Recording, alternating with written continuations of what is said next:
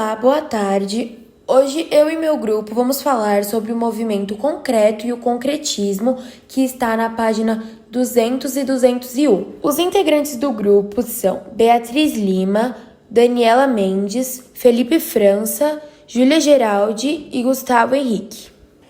E eu vou falar sobre a introdução da arte concreta, que ela foi criada em 1930 pelo artista holandês Theo van Doesburg.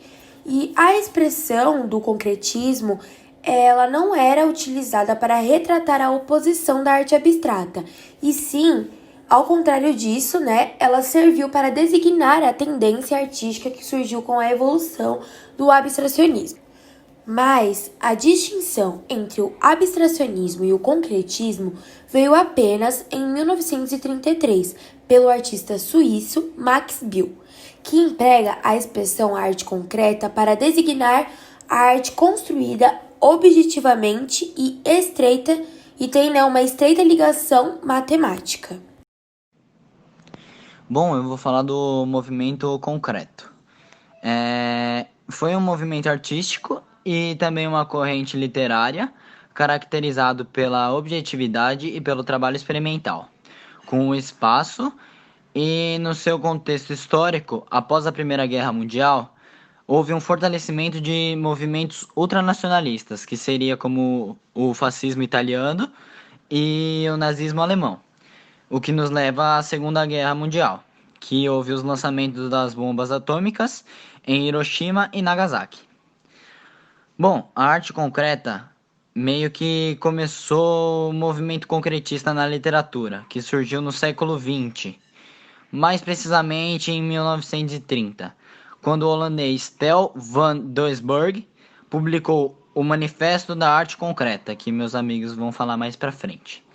No Brasil, os pais, entre aspas, da poesia concreta são Haroldo de Campos, Décio Pignatari e Augusto de Campos. Eu vou falar sobre dois grandes nomes do concretismo. O primeiro é o Theo van Doesburg. Ele que criou a expressão de arte concreta. Ele era um artista holandês e essa expressão que ele criou serviu para designar a tendência artística que surgiu com uma evolução do abstracionismo.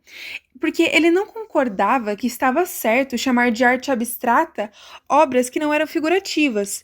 Ele dizia que não existia nada mais concreto, mais real, que uma linha, uma cor, uma superfície, e deixar de representar coisas como objetos ou pessoas ou animais não significa que você estava fazendo uma arte abstrata, e sim uma arte concreta, porque linhas, cores, formas são coisas concretas, são coisas reais. Outro importantíssimo nome do concretismo, inclusive de importância enorme aqui no Brasil, foi o Max Bill. E ele emprega essa expressão principalmente para designar uma arte construída objetivamente e em estreita ligação matemática. Max Bill foi o principal responsável pela divulgação no Brasil das ideias da arte concreta e também teve uma exposição no MASP de suas obras. Ele recebeu o grande prêmio de escultura no evento, que apontaram a direção estética que seria seguida por vários artistas brasileiros a partir desse momento. E as formulações de Max Bill tiveram um papel fundamental na formação do grupo de ruptura em São Paulo e do grupo de frente no Rio de Janeiro, que foram grupos que tinham a intenção de quebrar barreiras e princípios e coisas que a arte era presa antigamente. Eles queriam quebrar essas barreiras. Então ele foi de extrema importância para isso. Então, agora eu vou falar do rigor geométrico do concretismo. Então, eles utilizavam matéria-prima de materiais industrializados, feito em indústrias, como ferro, alumínio, tinta de esmalte. O desenho é preciso, então ele é feito com régua, compasso. Eles buscam bastante precisão na hora de realizar a pintura. Ele vai usar também o uso de formas abstratas, ele não tenta representar a imagem de nada, só vai fazer. E também tem influência do cubismo, por conta das formas. Bom, e agora para finalizar o nosso trabalho, eu vou falar para vocês sobre algumas obras que fizeram parte do concretismo e um pouquinho da trajetória dos autores.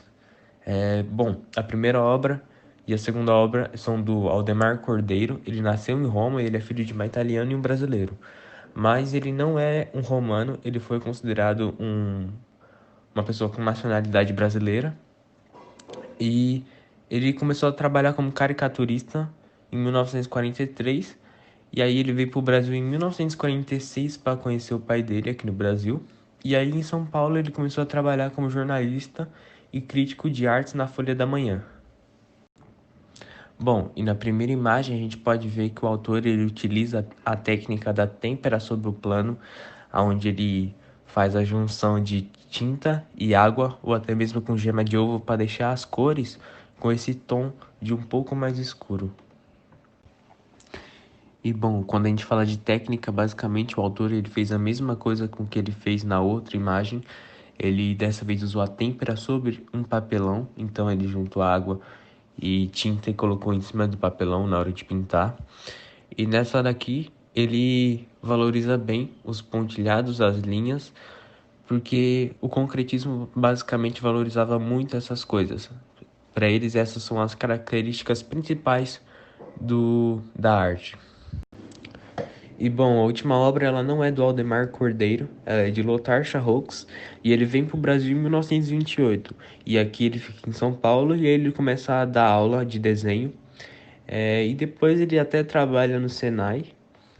E aí em 1952 ele participa de uma fundação de grupo de ruptura, que esse daí foi um movimento entre os artistas da época que exploravam mais essa arte do concretismo.